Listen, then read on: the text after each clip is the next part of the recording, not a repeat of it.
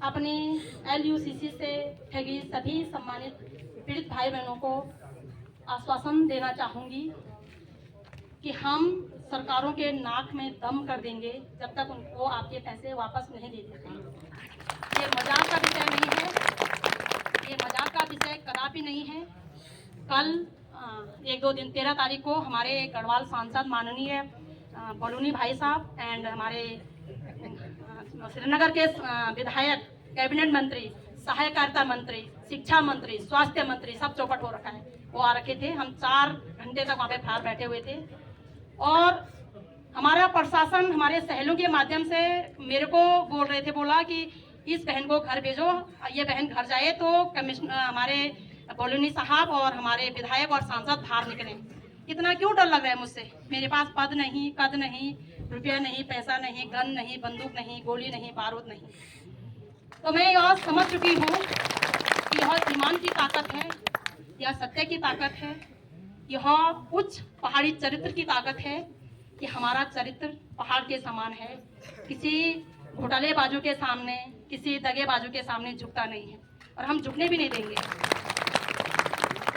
मैं 20 मार्च से अनिश्चितकालीन धरना प्रदर्शन करने जा रही हूँ।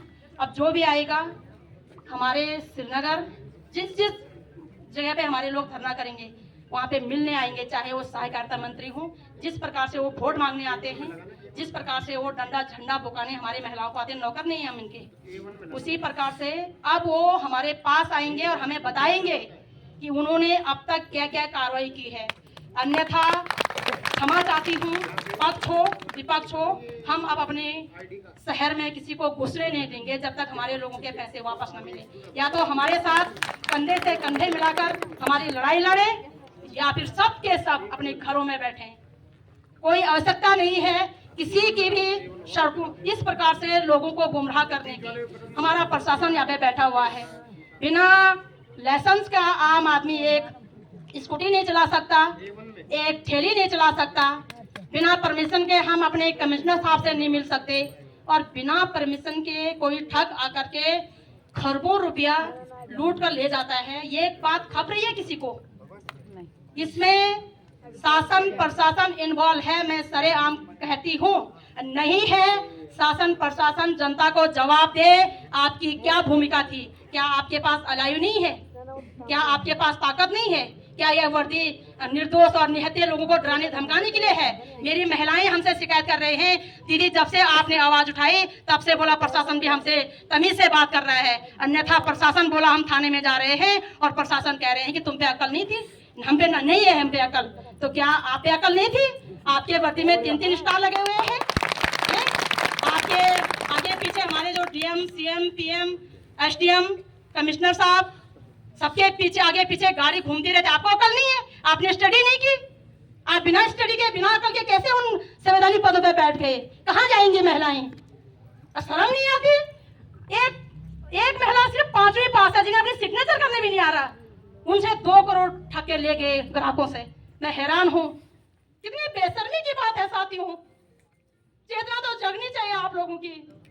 अगर आप इस प्रकार से 21वीं सदी में भी अपनी माँ बहन बेटियों को रुला रहे हो तो चेतना तो जगनी चाहिए। भूलना नहीं चाहिए इस मानव समाज को, इस नारी के वजह से तुम हो, तुम्हारी वजह से नारी नहीं। नारी के बिना तुम्हारे घर नहीं चलता, तुम देश चलाने की बात करते हो। जब नारी घर में तुम्हारे लिए फ्री में खाना बनाती है, तुम्हारे कपड़े धोती है, तुम्हारे लिए सब काम करती है, तब जाकर कोई नेता बनता, तब जाकर कोई किसी पद पर मिल जाता है। और आज महिलाएं मजबूर हो गई सड़कों पे। ये तो कुछ ही महिलाएं साथियों। आप लोगों ने लगातार महिलाओं के मेरे फोन आ रहे, दीदी अगर आप कुछ नहीं करोगी तो हम आत्महत्या कर देंगे। यदि महिलाएं आत्महत्या कर देंगे तो इसकी जिम्मेदारी हमारा शासन प्रशासन लेगा, इसकी जिम्मेदारी हमारी केंद्र सरकार लेगा। कौन उनके जिम्मेदार होगा? उनका बच्चों का जिम्मेदार होगा साथियों। मैं आशा उम्मीद कर दूं कि आप सभी लोग जागरूक हो ले, चाहे पक्ष हो विपक्ष हो, कुर्सियों में बैठे नेतागण हो। मैं नहीं मानती कि जिनके अंदर इंसानियत नहीं है वो किसी पद पे बैठने के लायक होगा साथियों।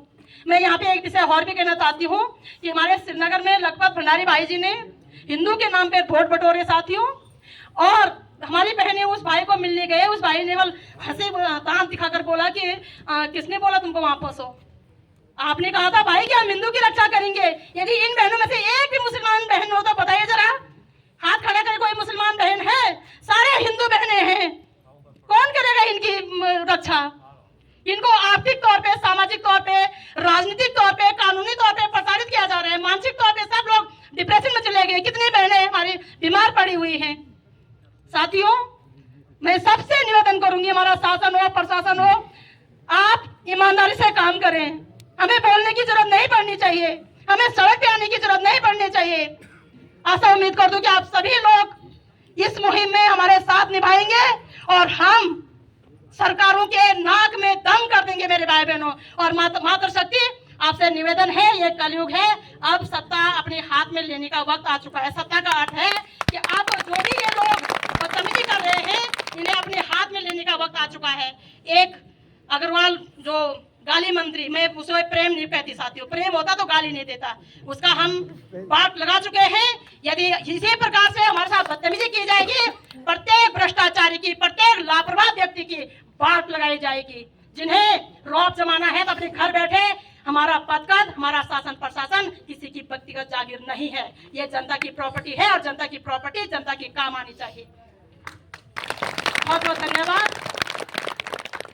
पीड़ित नागरिकों का पैसा वापस दो, वापस दो, वापस दो। मुख्यमंत्री होश में आओ, होश में आओ, होश में आओ। होश में तुमको आना होगा, आना होगा। सहकारिता मंत्री होश में आओ, होश में आओ, होश में आओ। हमारे पैसे कौन लूट के ले गया, नाम बताओ, नाम बताओ, नाम बताओ। बहुत बहुत धन्यवाद।